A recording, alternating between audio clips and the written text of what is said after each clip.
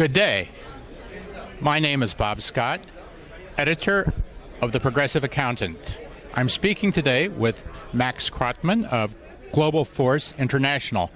And Max, I'd like you to tell our viewers something about what your firm does and what kind of services it provides. For the last 25 years, we've been specialists in aiding accountants as they look to grow their practices by acquisition or merger, or look to cut down the amount of work they're doing, or sell or get out and get paid for their clients, or have their clients taken care of. And it's a long process. And when the accountants get to the point where there's a good deal and setup that works for everybody, then the process accelerates and gets done very quickly. Once the deal is made, then the work begins on how to integrate and transition the clients, and we take people from start to finish, from as they grow to when they're ready to do something, to guiding them through the negotiations, to writing the contracts, to contacting the clients, and to retaining the staff and the clients after the acquisition or merger is completed. And you Max talked about making a good deal. What is a good deal in a merger between firms, or a case where one firm is buying another? What are the keys? If you could give us a brief summary of keys to success there. Well, we always start with the economics. Not that money is the only thing, but if the money isn't there, there's no reason to go to step two. Each deal makes money for all the participants. If it doesn't, then you shouldn't go ahead with that deal. Second stage is to see if the personalities work. There's enough people out there buying and enough people out there selling, so there's no reason why parties, firms, individuals can't get together with people that they're going to enjoy working with. If that's missing from the equation, we don't go ahead with the deal. The third thing is business practice and billing rates and how these practices mesh.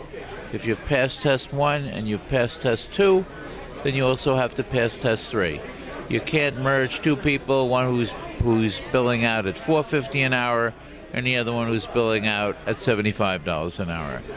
There's no way to make those ends meet. Sometimes you can bill partners out at comparable rates, but staff is working at different rates. So it's not cookbook. You have to think the thing through. And people should be introduced to each other who already meet these criteria so that they don't have to worry about this. And then they can worry about the chemistry, the personal chemistry, and hopefully we take care of the economics. I suppose it should be obvious that people seeking to retire may be looking to transition their firms, and I would take it at this point there's quite a few of those out there. There are quite a few people who have thought about retirement, but accountants tend to work recently many more years past the normal date of retirement that they did 20 years ago.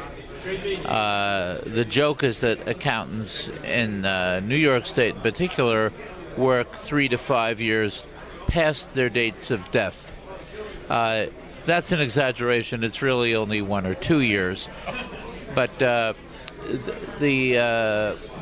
thread of reality there is that older accountants are needed by the younger accountants, that they tend to continue working longer than the rest of us would expect them to work, but often at a reduced level of hours, but maybe at a high level of compensation, because they don't do the collating anymore. They do the high-priced kind of work, so that they, in a sense, work smarter and then they can leverage their accounting genius with the work of others down below who don't have their expertise.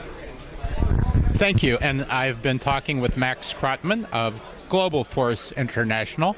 My name is Bob Scott, editor of The Progressive Accountant. Thank you and good day.